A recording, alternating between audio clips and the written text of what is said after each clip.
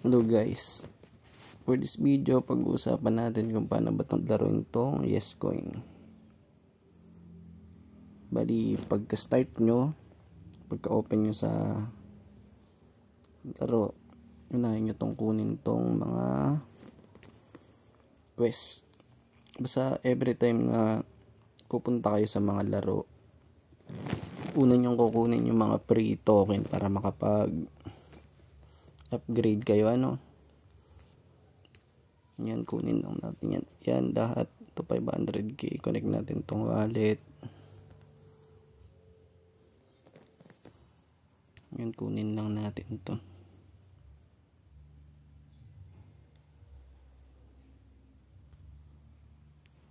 $500 silver, claim natin to. Basta lahat yan up to gold, claim. Wala pa, hindi pa tayo gold. Ito, kunin din natin to. Back na natin. Kunin natin to. Like natin, balik.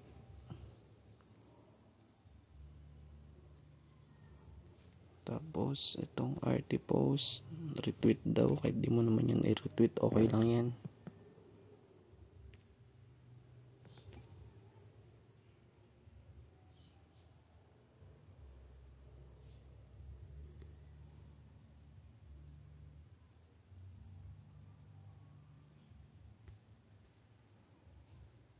Itong announcement, retweet, yan na natin yan, kunin lang natin.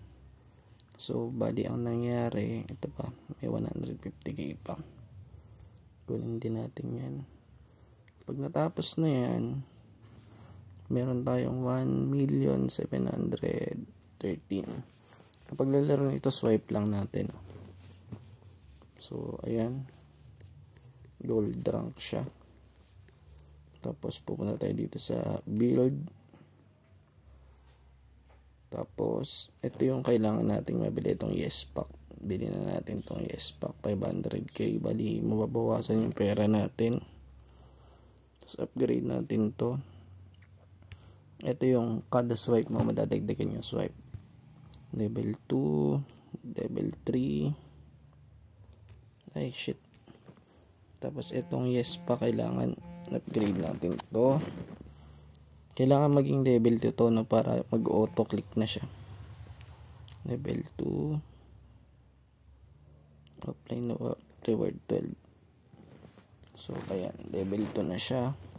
Upgrade din natin to, 200k na lang. Upgrade natin to hanggang level. Ito yung kailangan nating upgrade para pampadami. Tapos itong fill rate, i-max natin to, level up natin to. Basta yun lang.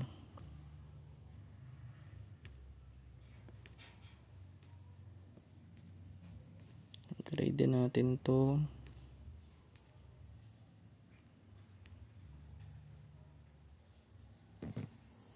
Ito yung pinaka-importante talaga, para madagdagan yung kada swipe natin. Level 6 times 6 na yan, plus 1 kada upgrade.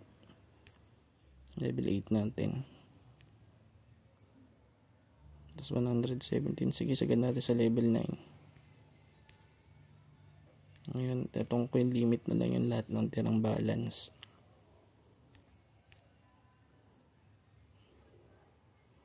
Kapag naubos natin yung pera dito, kahit siguro ito level 9 parehos, pilitin natin yung Pacman mapa-level up, pero saka na yun. Kasi doon nakabase yung offline earning. Ito 2 million na yung susunod. Kasi kapag nag-level 3 na siya, yung offline na may extend na 12 hours. Yung level 2 kasi 4 hours lang. Bali sa una, tsatsaga-tsagain lang hanggang makaipon. Pero good start na yun.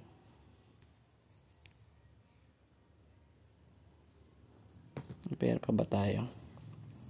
Paligay ko, wala na. Back tayo, back. So ayun, ngayon meron tayong Yan, 9 na yung pangkuha natin. Tapos babalik tayo every 4 hours para makuha yung offline reward ni Pacman. So, yun lang. Tapos, happy grinding. Siguro mga July yung pwede nating ibenta tong token na to. Ayun lang. Happy grinding. Goodbye and good luck.